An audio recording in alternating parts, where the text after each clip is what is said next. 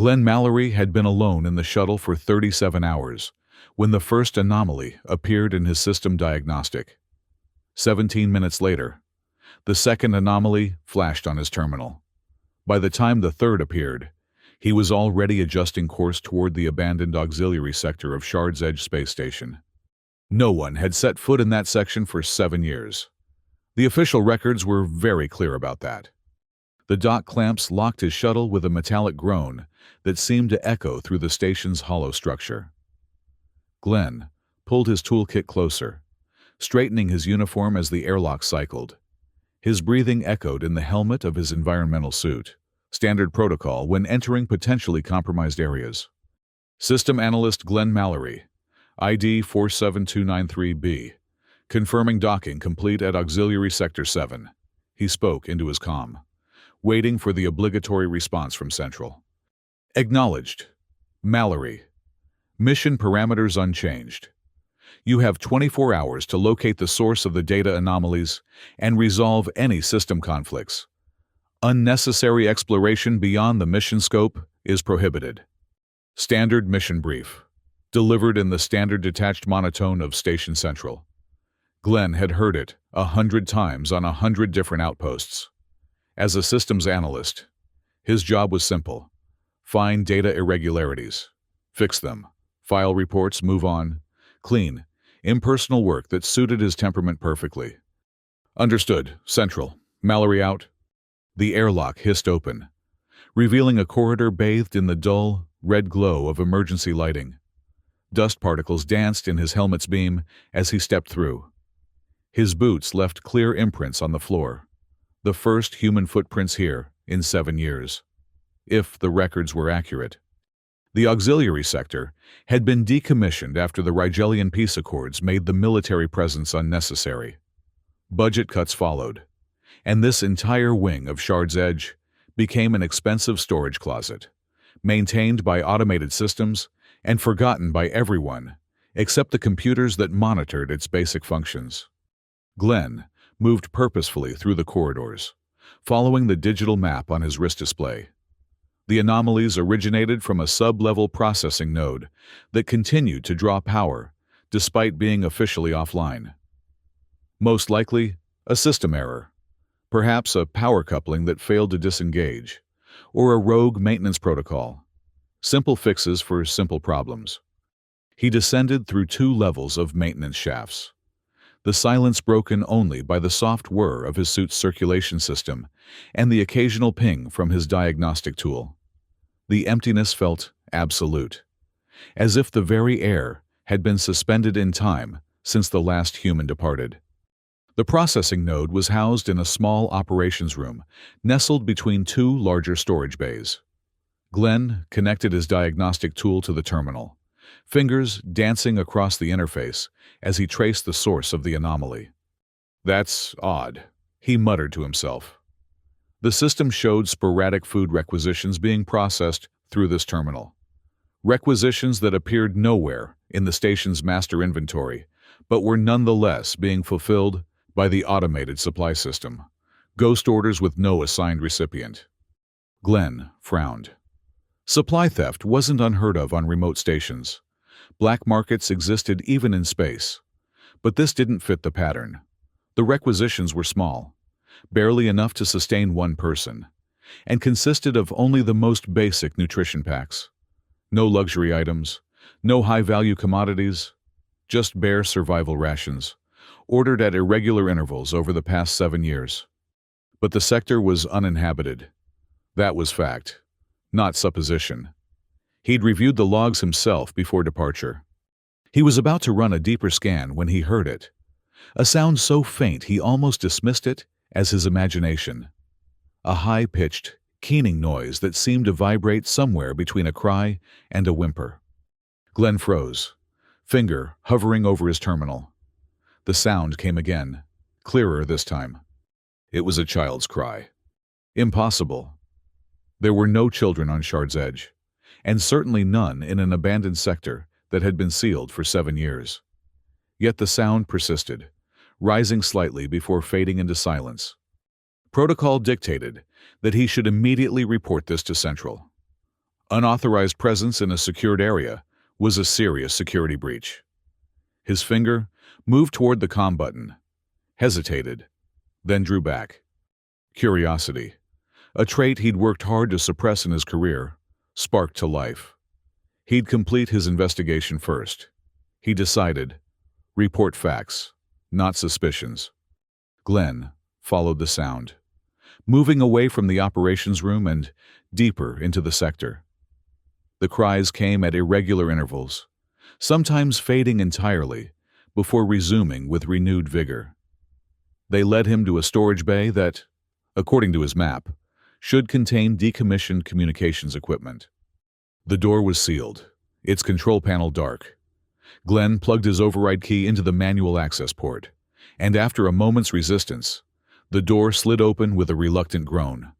His helmet light swept across rows of crates and forgotten equipment, revealing nothing unusual until it reached the far corner. There, partially obscured behind a stack of supply containers, stood a large metal cage. The light from his helmet reflected off a pair of enormous, dark eyes that stared back at him from between the rusted bars. Glenn stepped forward, his mind struggling to process what he was seeing. The cage was crude, obviously not standard equipment. It appeared to have been constructed from repurposed maintenance barriers and cargo restraints. Inside were two figures. The larger one, pressed protectively against the back of the cage, was clearly female despite her alien physiology. Her skin was a pale lavender, stretched taut over a gaunt frame. 6 slender fingers on each hand curled protectively around the smaller figure. A child. No more than 5 or 6 by human reckoning. With the same lavender skin but eyes that seemed too large for its delicate face. Zendari. Glenn recognized the species from his briefings, though he'd never encountered one personally. They had been allies in the last conflict, before the peace accords. What were they doing here, locked in a makeshift cage in an abandoned sector? The child made the keening sound again, and the mother, Glenn assumed it was the mother, whispered something in their native tongue, pulling the child closer. "Hello," Glenn said, the words sounding hollow and insufficient even to his own ears. He deactivated his helmet's exterior speaker and switched to the suit's external voice projection. "I won't hurt you." The adult Zendari regarded him with eyes that held no hope, no trust, only weary resignation. She spoke, her voice hoarse from disuse, in heavily accented but understandable standard. 7 years, 7 years, and now they send someone to check if we are finally dead." Glenn stared, unable to formulate a response. 7 years.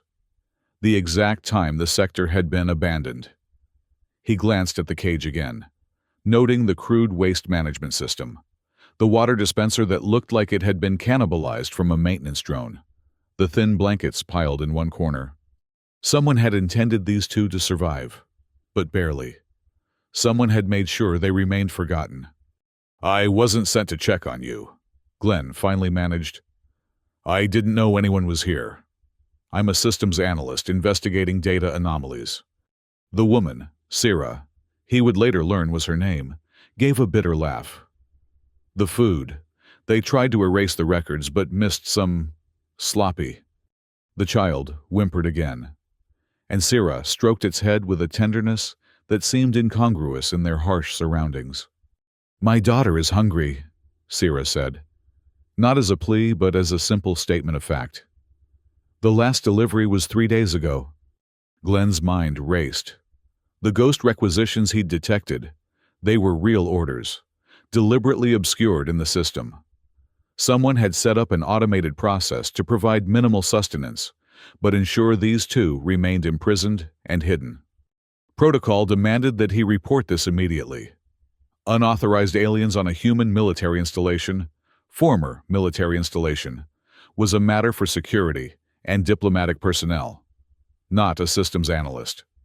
But something in the child's eyes, something in the way she looked at him with neither hope nor fear, but simple curiosity, made him hesitate.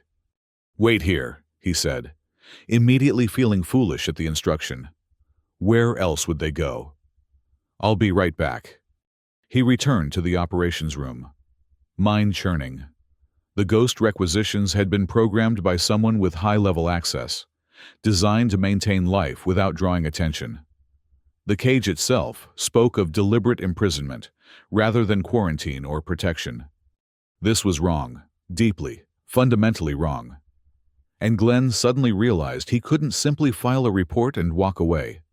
Instead of contacting Central, he accessed the supply requisition system. Using his analyst credentials, he placed an order for emergency rations, coding it as part of his mission parameters. The station's automated systems would deliver them to his shuttle within the hour. When he returned to the storage bay, Sira watched him with the same wary expression. The child had fallen asleep against her shoulder, small chest rising and falling with each breath. "My name is Glenn Mallory," he said, keeping his voice soft. "What's your name?" She hesitated before answering. "I am Sira. My daughter is Leary." "Sira, I've ordered food. It will arrive at my shuttle soon." He paused, searching for the right words. "I don't understand what's happening here, but I want to help." "Help," she repeated, as if tasting a foreign word. "Many humans have come to this room. None helped." "Others know you're here?" Glenn asked, surprised. "Maintenance workers. Security patrols. They come. They look. They leave." Her voice remained flat, emotionless. "Some laugh. Some seem afraid. All leave." Glenn felt something cold settle in his stomach. This wasn't the action of a single person. This was systematic, a conspiracy of action and inaction that had kept two sentient beings caged like animals for 7 years. "Why are you here? Why are you being held?" he asked. Sira's gaze dropped to her sleeping daughter. "My husband was Zendari ambassador during war. He worked with humans, trusted humans." Her voice cracked slightly. "When peace came, some military leaders were angry with terms. My husband was convenient target. They killed him, said it was Rigelian assassins." She stroked her daughter's hair gently. "I saw. I knew. They couldn't let me speak. But killing Ambassador's wife would raise questions. So they put us here, where we would be forgotten. Leary was not even born then. She was born in this cage." Glenn felt physically ill. A child who had never known freedom, born into captivity because of political expediency. He thought of the station logs he'd reviewed, the official record stating that the sector had been completely evacuated before decommissioning. Deliberate lies, crafted to hide an atrocity. "I'm going to get you out," he said, the words escaping before he could consider their implications. Sira's expression didn't change. "Others have said this. Early on. False hope is cruelest." "I'm not like the others," Glenn insisted, though he had no evidence to offer. No reason she should trust him. The sound of his comm interrupted them, the automated alert that his supply requisition had been delivered to his shuttle. Glenn stood, feeling the weight of Sira's disbelief. "I'll be back with food," he promised. "Please, try to trust me." He returned to his shuttle, collected the supply packages, and made his way back to the storage bay. Sira's expression remained unchanged as he pushed the packages through the small opening in the cage bars designed for food delivery. Leary had awakened and watched with those impossibly large eyes as her mother carefully opened the packages. The child's restraint was heartbreaking. No grabbing or excited movements. Just patient waiting as Sira divided the portions with practiced precision. Glenn watched them eat, feeling like an intruder in a private moment, yet unable to leave. The child ate slowly, savoring each bite in a way no child should need to learn. "The temperature in this sector is below standard," he said, more to break the silence than anything else. "I can adjust the environmental controls to make it warmer." Sira looked up from her meal. "The cold is deliberate. Zendari require higher temperatures than humans. They keep it cold to weaken us." Make us lethargic. Another calculated cruelty. Glenn nodded and left to find the environmental control panel. It took him 20 minutes to override the lock settings, but he managed to raise the ambient temperature by several degrees. When he returned, he found Leary standing at the bars of the cage, watching for him. She stepped back as he approached, but with curiosity rather than fear. She has never seen a human who brought warmth, Sira explained from where she sat. Only cold and food that barely sustains. Has she ever spoken to a human before? Glenn asked. She speaks little, even to me. Sira's eyes, filled with a sadness so profound it seemed bottomless. What is there to say in a cage? Leary made a series of gestures with her six-fingered hands. Sira nodded. She asks if you are staying or leaving. Glenn crouched to the child's eye level. I have to leave soon, but I'll come back. I promise. Sira translated with another series of hand movements. Leary watched Glenn intently, then made a single gesture. She says your eyes are different from the others, Sira translated. Glenn didn't know how to respond to that. Instead, he turned to the practical. I need to complete my assigned work so no one becomes suspicious, but I'll return with more food before I sleep. He spent the next several hours at the operations terminal, diligently addressing the system anomalies that had brought him here. The ghost requisitions were cleverly hidden, routed through multiple subsystems to disguise their origin and destination. Someone with significant expertise had designed this system, not just to imprison Sira and Leary, but to ensure they remained alive and undiscovered indefinitely. Glenn considered his options.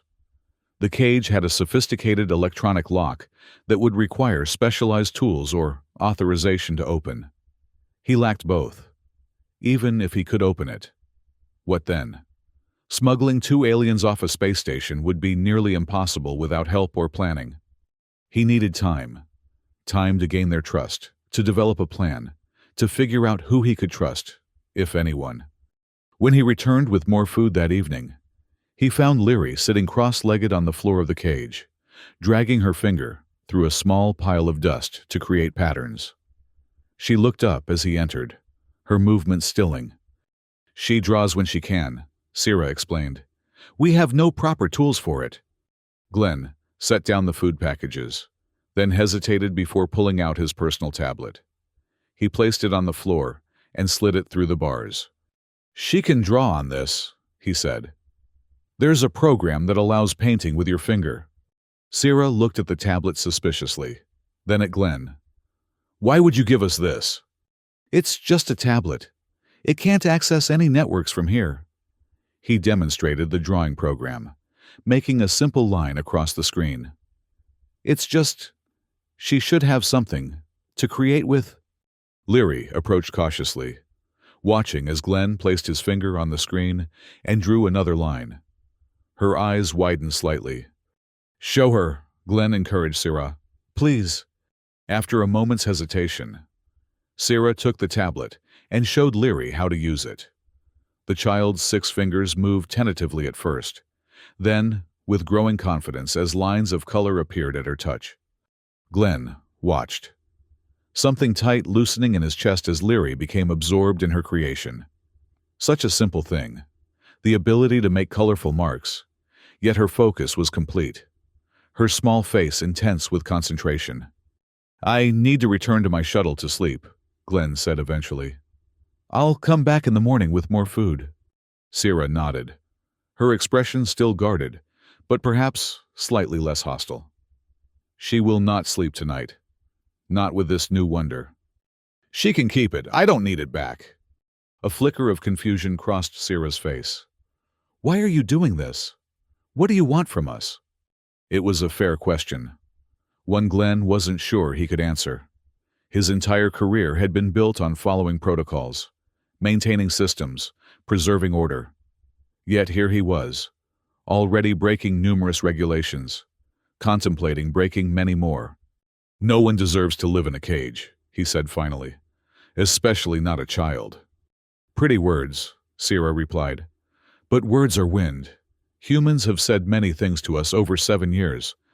Then I won't say more, Glenn responded. I'll show you instead.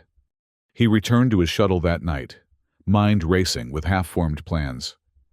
The standard duration of his mission was 24 hours. After that, he was expected to return to Central with his report. He would need to request an extension, cite complicated system issues that required additional time to resolve. It would raise eyebrows, but wasn't unheard of. He sent the request, then lay on his bunk staring at the ceiling. His entire life had been defined by rules and procedures. He'd chosen systems analysis precisely because it operated on logic and order. Emotions were messy, unpredictable variables that he'd learned to minimize in his equations. Yet he couldn't forget the sight of Leary drawing on the tablet, or the way Sierra watched him with eyes that had learned to expect nothing from humanity.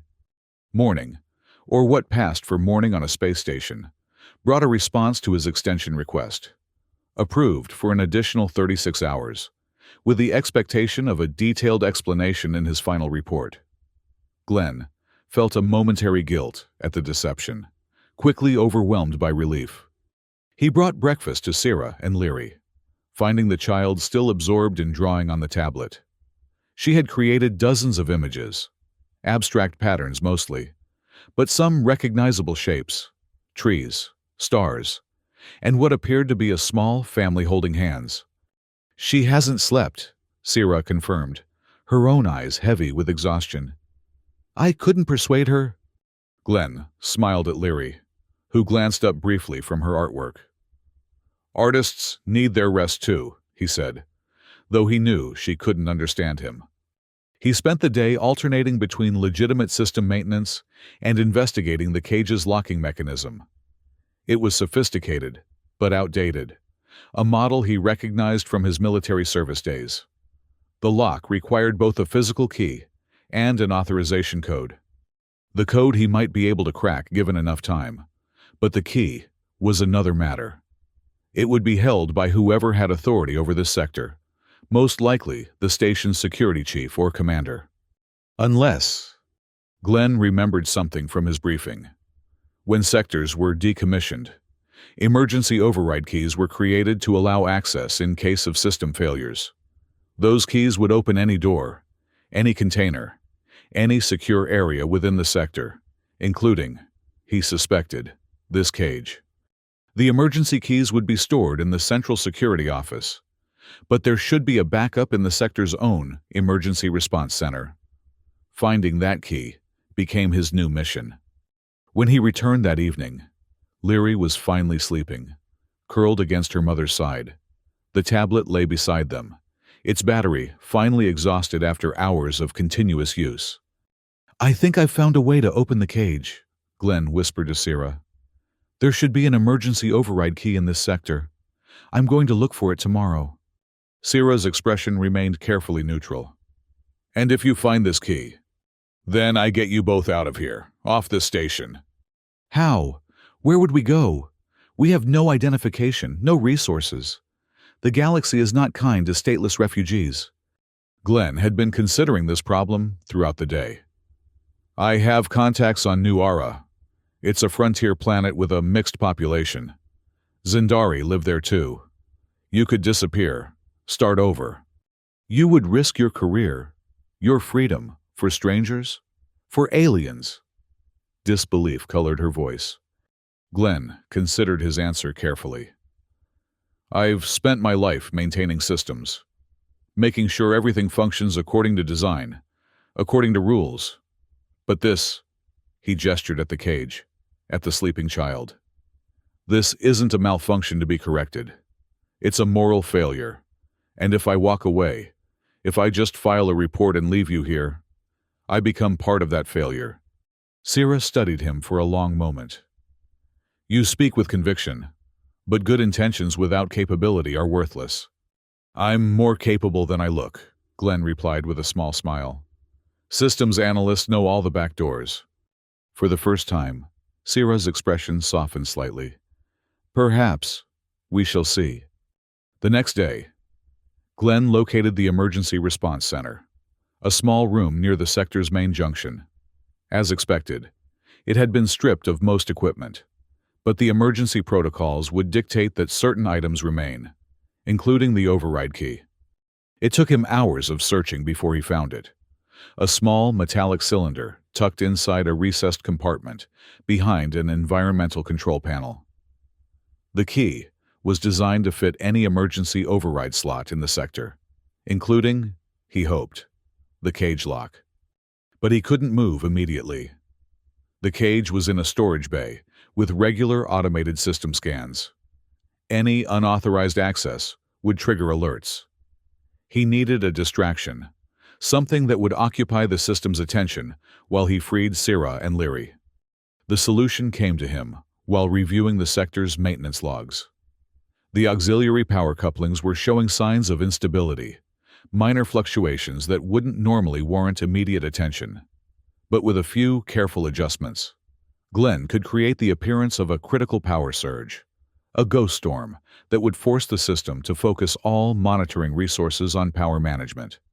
It would buy him perhaps 15 minutes before remote diagnostics determined it was a false alarm. 15 minutes to open the cage, get Syrah and Leary to his shuttle, and initiate departure procedures. When he explained the plan to Syrah that evening, she listened with intent focus. "It could work," she admitted. "But if it fails, they will separate us. They will take Leary from me." Fear crept into her voice for the first time. "I cannot risk losing her." "I won't let that happen," Glenn promised. "We go together or not at all." Leary, who had been drawing on the recharge tablet, suddenly held it up toward Glenn. On the screen was a crude but recognizable image. 3 figures standing outside what appeared to be the cage, holding hands. Syrah glanced at the drawing, then at Glenn. "She has never known freedom. She dreams of it without understanding what it is." Glenn felt something crack inside him, a wall he hadn't realized he'd built around his emotions. "Tomorrow," he said firmly. "We do this tomorrow." That night in his shuttle, Glenn prepared everything for their escape. He reconfigured his shuttle's life support to accommodate Zendari physiology, packed emergency supplies, and plotted a course to New Aura that would avoid major transit hubs. He also composed a message to an old friend who had settled on New Aura years ago. Nin had always operated in the gray areas of colonial law, helping those who fell through the cracks of bureaucracy. If anyone could help Syrah and Leary establish new identities, it would be Nin. Morning brought nervous energy. Glenn performed his regular duties with mechanical precision while finalizing his preparations. The power surge would need to appear natural, triggered by normal system operations rather than deliberate sabotage. He found his opportunity in the environmental control system by initializing a full-spectrum diagnostic while simultaneously activating the emergency temperature protocols. He could create a power demand spike that would mimic a critical failure. At midday, he visited Syrah and Leary one last time before the attempt. "Be ready," he told Syrah. "When I come back, we'll need to move quickly. Bring only what you absolutely need." Syrah nodded, her expression solemn. "We have nothing but each other." Leary sensed the tension, her large eyes moving between the adults. She made a series of hand gestures to her mother. "She asks if we are going to see the stars," Syrah translated. Glenn smiled at the child. "Yes, real stars, not just pictures." Back at the operations terminal, Glenn took a deep breath before initiating the sequence. His fingers moved across the interface with practiced efficiency, activating the diagnostic protocols while simultaneously triggering the emergency temperature override. The effect was immediate. Warning lights flashed across the terminal as the system detected the power surge. Automated alerts began flooding the communication channels, exactly as planned. Glenn gave the system 30 seconds to fully engage its emergency protocols before heading to the storage bay. The corridors were bathed in pulsing red emergency lighting, and somewhere in the distance, he could hear the low whine of surge protectors activating. Sierra was standing at the bars when he arrived. Leary clutched against her hip. The child's eyes were wide with fear at the unfamiliar lights and sounds. "It's okay," Glenn reassured them as he approached the cage. "Just part of the plan." He removed the override key from his pocket and inserted it into the emergency slot beside the cage's electronic lock. For a heart-stopping moment, nothing happened. Then the key began to glow softly as it interfaced with the locking mechanism. A series of metallic clicks followed, and the cage door swung open with a groan of disused hinges. Sierra stared at the open door, frozen in disbelief. 7 years of captivity had taught her to distrust hope. Leary, sensing her mother's hesitation, tugged at her sleeve and pointed at Glenn. "We need to go," Glenn urged. "Now. We have maybe 10 minutes before the system stabilizes." Sierra stepped forward, her movements tentative at first, then more confident as she passed through the doorway. Leary clung to her, face buried against her shoulder. "This way," Glenn directed, leading them not toward the main corridor, but to a maintenance access panel in the wall. He removed the panel, revealing a narrow passage used by service drones. "The main corridors will have camera coverage. This will take us to my shuttle without being seen." The maintenance tunnel was cramped and dark, forcing them to move in single file. Glenn led the way, using his wrist display for illumination. Sierra followed, hunched over to protect Leary's head from the low ceiling. They moved as quickly as possible through the labyrinthine passages, Glenn consulting his map at each junction. The station's internal sensors wouldn't detect life signs in these tunnels. They were designed for mechanical drones, not organic beings. After what seemed like an eternity, but was actually less than 8 minutes, they reached the access point nearest Glenn's docking bay. He pressed his ear against the panel, listening for any sign of unexpected personnel, before carefully pushing it open. The docking bay was deserted, just as it should be. His shuttle sat where he had left it, its external lights pulsing softly in the dim illumination. "Almost there," Glenn whispered, helping Sierra and Leary out of the maintenance tunnel. Just across the bay to the shuttle. They had taken only a few steps when a voice rang out over the station's communication system. "Attention all personnel. Security alert in Auxiliary Sector 7. Power system stabilized. Unauthorized access detected in Storage Bay 12B. Security protocols activated." Glenn's heart sank. The system had recovered faster than anticipated and detected the cage being opened. "Run," he urged, all pretense of stealth abandoned. "Straight to the shuttle, now." They sprinted across the docking bay, Sierra carrying Leary despite the child's size. Glenn reached the shuttle first, slapping his palm against the entry scanner. The door hissed open, and he ushered Sierra and Leary inside before diving in after them. "Strap in," he commanded, already moving to the pilot's seat. "Use any restraint you can find." His fingers flew across the control panel, initiating emergency departure protocols. The shuttle systems protested the rushed procedure, warning lights flashing across the console. "Override safety protocols," Glenn instructed the computer. "Authorization Mallory 47293B. Emergency departure." The computer acknowledged with a series of beeps as the docking clamps began to disengage. Through the viewport, Glenn could see the bay doors remaining stubbornly closed.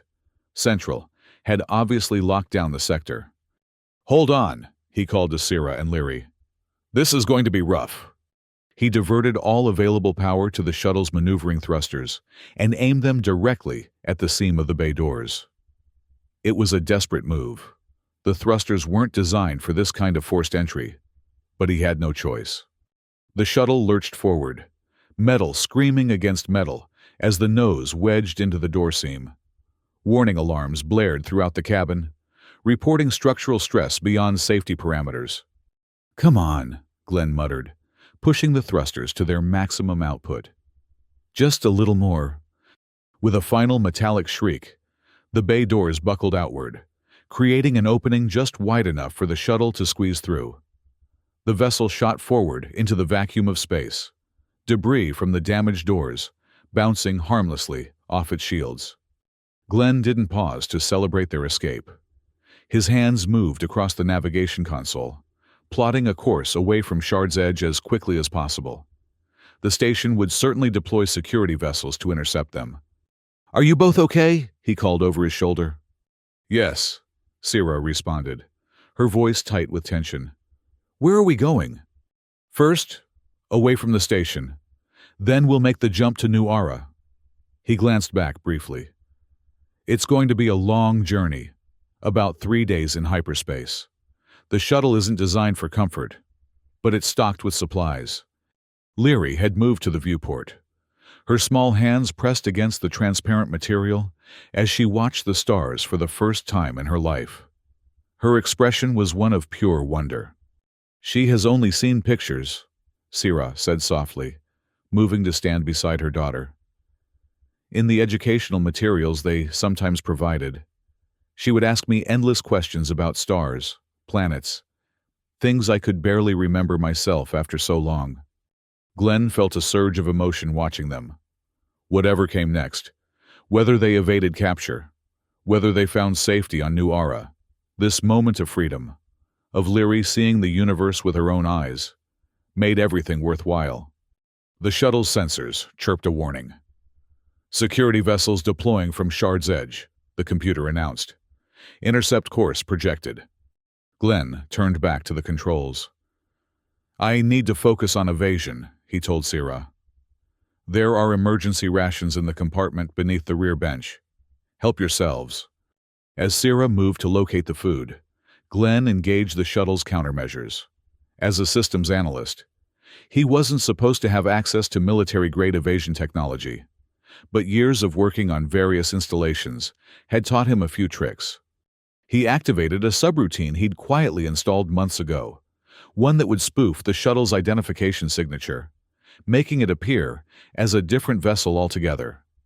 Combined with a randomized course correction pattern, it might buy them enough time to reach the hyperspace jump point. The pursuing vessels were faster, but Glenn had the advantage of surprise and intimate knowledge of the system's tracking algorithms. He weaved the shuttle through a series of debris fields left over from the old conflicts, places where sensor readings would be unreliable.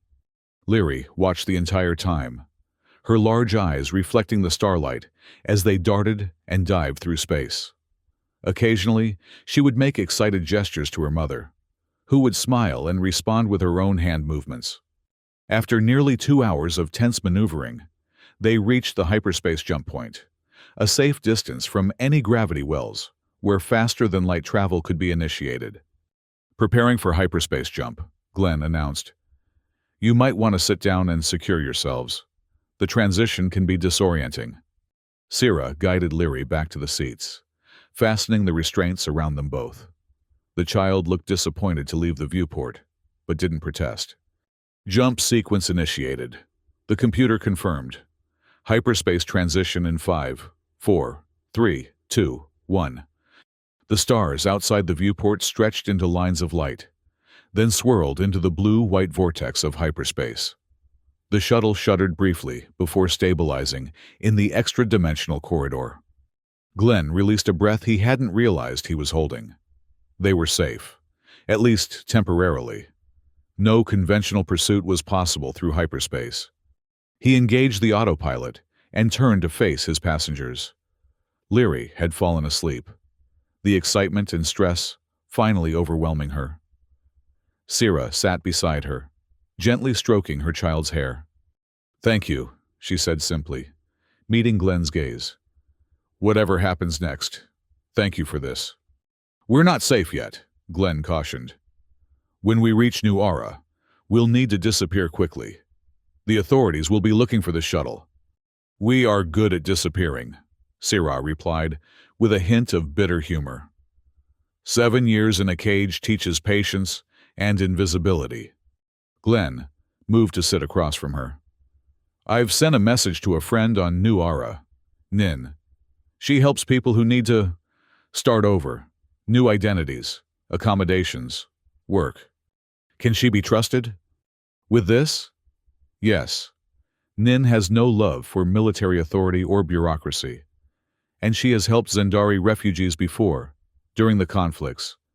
Sira nodded slowly. And you? What happens to you after we reach Nuara?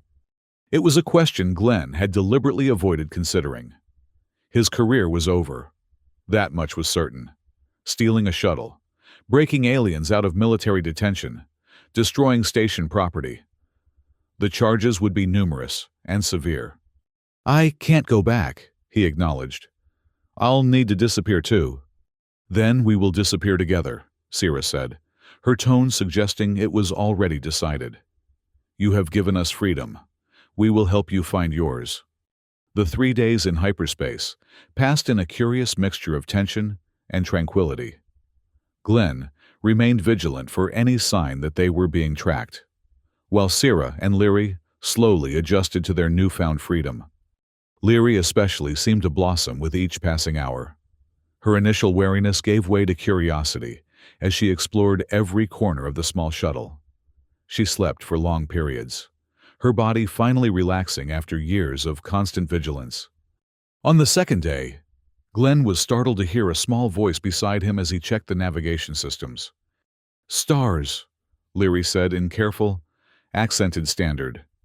It was the first time he had heard her speak. Glenn smiled at her. Yes, stars. Thousands of them. Beautiful, she replied, the word clearly practiced. Sira appeared behind her daughter, a look of amazement on her face. She has been practicing when you sleep, she explained. She wants to speak to you, not just through me. Something warm bloomed in Glenn's chest. Pride, perhaps, or simply joy at this small miracle. A child finding her voice after knowing only captivity. By the third day, Lyri was speaking in simple sentences, mixing standard with Zendari words when she lacked vocabulary. She had also filled the tablet with dozens of new drawings, stars, the shuttle, and 3 figures that were clearly meant to be herself, her mother, and Glenn. The hyperspace transition alarm sounded, warning them of their approach to Nuara. Glenn returned to the pilot's seat, preparing for the return to normal space. We're almost there, he announced. Once we exit hyperspace, we'll need to move quickly. I'll land at a remote docking facility Nin arranged. No official oversight. Sira nodded, gathering Lyri close. We are ready. The shuttle shuddered as it dropped out of hyperspace, the swirling vortex outside the viewport resolving into the star-studded blackness of normal space. The blue-green orb of Nuara hung before them, partially obscured by wispy clouds. Glenn wasted no time, angling the shuttle toward the coordinates Nin had provided. They were on the far side of the planet from the main spaceport, in a region known for its independent, some would say lawless, attitude toward central authority. The shuttle's communication system pinged with an incoming message. Glenn hesitated before accepting it, fearing it might be a military frequency, but the signature was civilian. Incoming shuttle, a familiar voice crackled through the speakers. This is Independent Docking Manager Nin. Please confirm identity for landing clearance. Relief flooded through Glenn. Nin, it's Glenn. Thank you for this. Save it for when you're safely on the ground, Nin replied briskly. I'm sending approach vectors now. Follow them precisely. We've arranged a sensor blind spot, but it only works on this exact approach. The shuttle descended through New Aura's atmosphere, following Nin's carefully plotted course. Glenn kept a watchful eye on the scanner, ready to take evasive action at the first sign of official interest. But they remained undetected. The docking facility came into view, a collection of prefabricated structures nestled in a valley, surrounded by dense vegetation. It had the haphazard appearance of a settlement that had grown organically, rather than through planning. Glenn guided the shuttle to the designated landing pad, powering down the engines as the docking clamps engaged. Through the viewport, he could see a single figure waiting beside the pad, a tall, lean woman with close-cropped silver hair and dark skin marked with intricate tattoos. Nin. We're here, Glenn said, turning to Sira and Lyri. Remember, Stay close to me until we reach Nin. She'll help us from there. They exited the shuttle into the warm, humid air of New Ara. After days in the recycled atmosphere of the shuttle, the scent of vegetation and earth was almost overwhelming. Lyri's eyes widened as she took in the open sky and distant mountains. Nin approached, her expression neutral, but her eyes sharp and assessing. Glenn, she greeted with a nod before turning her attention to Sira and Lyri. Welcome to New Ara. I'm Nin. Thank you for your help, Sira replied formally. Nin's expression softened slightly as she looked at Lyri. The little one must be exhausted. Come. I have transport waiting. We can talk once you're settled. They followed Nin to a rugged ground vehicle that had seen better days. As they climbed in, Glenn glanced back at the shuttle, his former life, now abandoned. Nin caught the look. Don't worry about the shuttle, she said. By tomorrow, it will be unrecognizable. New registration, new markings, new purpose. Thank you, Glenn said simply, for all of this. Nin shrugged. You helped my sister when she needed it. I pay my debts. She started the vehicle, its engine rumbling to life. Besides, what happened to these two? It's not right. Sometimes the system needs a kick in the teeth. They traveled for nearly an hour, leaving the docking facility far behind as they wound through increasingly dense forest. Eventually, they emerged into a small clearing where a modest dwelling stood, a single-story structure built of local timber and composite materials. It's not much, Nin said as they parked. But it's secure. Off-grid power, independent water supply, communication system that routes through a dozen proxies before hitting any public networks. Inside, the dwelling was simple but comfortable. A main living area, 2 small bedrooms, a functional kitchen, and basic sanitation facilities. Through the windows, Glenn could see that the clearing extended behind the house, where a small garden grew. The previous occupant was a botanist, Nin explained, following his gaze. Grew most of his own food. Died last year. Left the place to me. Seemed like a good use for it. Lyri had moved to one of the windows, pressing her hands against the glass as she had on the shuttle viewport, but this time looking at living plants and trees instead of stars. She has never seen a forest, Sira explained softly. Never felt wind or rain. Nin's expression hardened momentarily before she controlled it. Well, there's plenty of both here. New Ara has its faults, but lack of nature isn't one of them. She turned to Glenn. I've arranged new identities for all of you. Documentation will arrive tomorrow. Nothing that would stand up to a military-grade verification, but good enough for everyday life here. And work? Glenn asked. We'll need to support ourselves. There's a settlement about an hour's walk from here. Small, tight-knit community. They need someone with technical skills. Their communications array is always breaking down, and no one local knows how to properly maintain it. Nin glanced at Sira. And there's a small Zendari population there. They keep to themselves mostly, but they'll help their own. Sira nodded gratefully. And Lyri, education? The settlement has a school, mixed species, informal curriculum. She'll stand out less than you might think. New Ara attracts all kinds.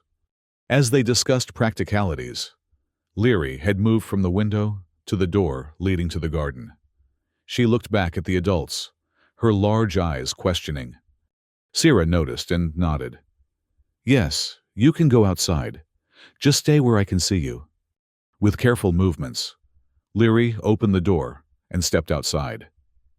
Glenn watched as she stood perfectly still for a moment, face tilted up to feel the sun, before slowly extending her arms as if to embrace the open space around her. She's resilient, Nin commented. Children often are, but she'll need time. We all will, Glenn replied. Over the following weeks, they settled into a new routine. Glenn repaired the dwelling's aging systems and began walking to the settlement regularly to help with their technical needs.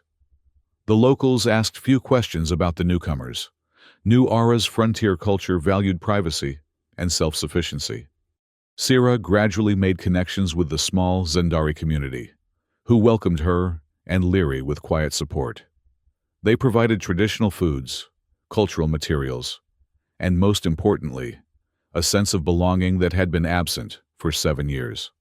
Leary blossomed in freedom. Each day brought new discoveries: insects, flowers, weather patterns, the feel of soil between her fingers. Her vocabulary expanded rapidly, and she began attending the settlement school, where her initial shyness gave way to cautious friendship with the other children. At night, she still had nightmares, memories of the cage that would perhaps never fully fade. But they became less frequent.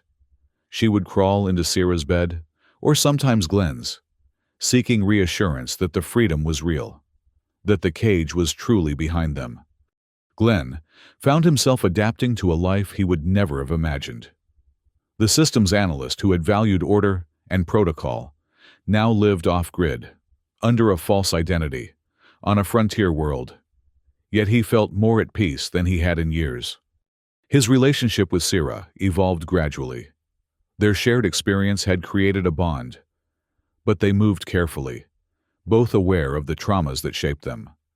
They spoke late into the night sometimes, Sira sharing memories of her husband, of her life before the cage.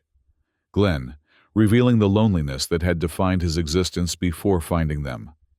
3 months after their arrival on New Ara, Nin visited with news. "The search has been officially suspended," she informed them over a simple meal in their dwelling.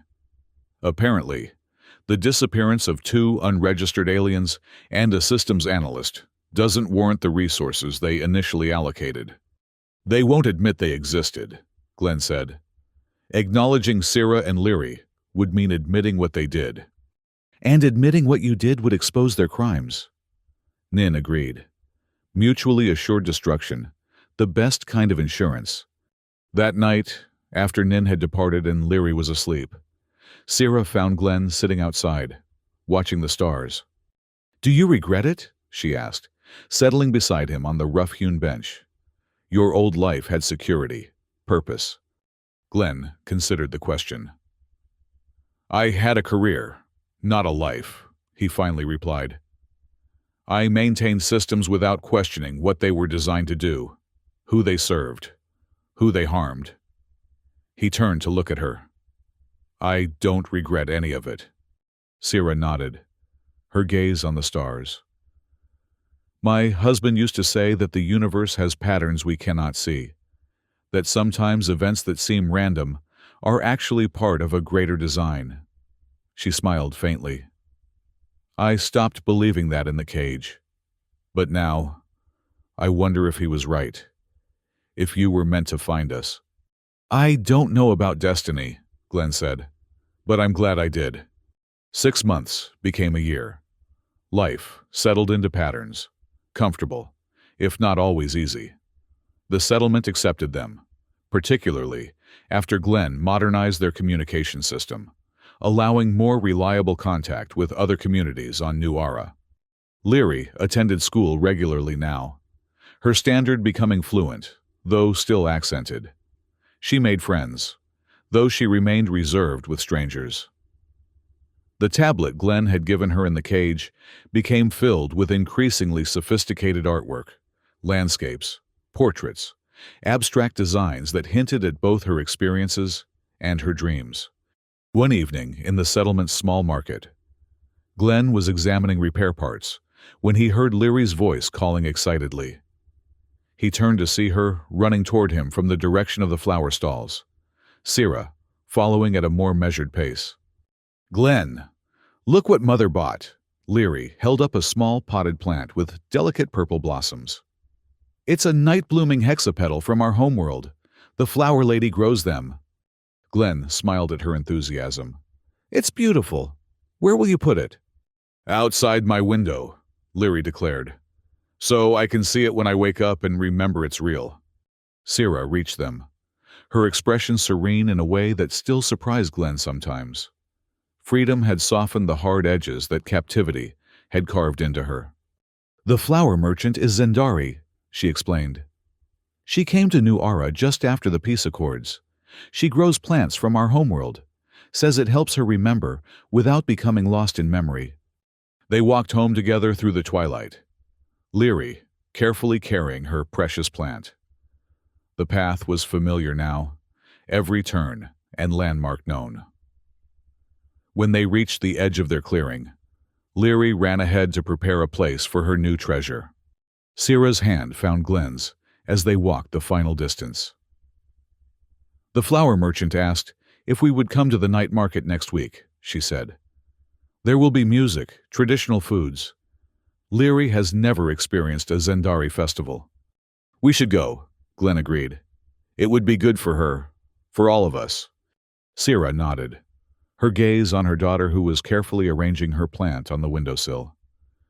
"She asked me yesterday if you were going to be her father now."